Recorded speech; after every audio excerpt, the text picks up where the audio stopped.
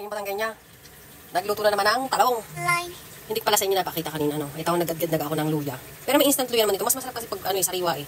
Tapos, meron na rin niyang, ito yung kalahati niya is bawang din na ginadgad. Tapos, may talong ako, may katsuobushi ako. Yan yung katsuobushi ko, yung tambakol na pinatuyo. Bonito flakes. Tapos, ito yung talong natin. Ito yung, dahon ng sibuyas. At ito yung ponzo na naman. Ibang klase naman ito ng ponzo or ibang maker. Hindi natin ito yung ginamit na ponzo. Ibang maker din yun, pero ponzo rin yun. Maraming mga pampalasaan dyan pa na napakasarap talaga. Ito, haluin nyo lang to, instant ulam na to. Napaka daling gawin. Yan, minix ko na. Minix ko na sa ating instant ulam na to. Ito yung mga menu ng ibang lugar. Sa Kochi naman to. Tikpan natin ha. Pinrito ko pala yung talong. Tikpan natin. The best talaga ito.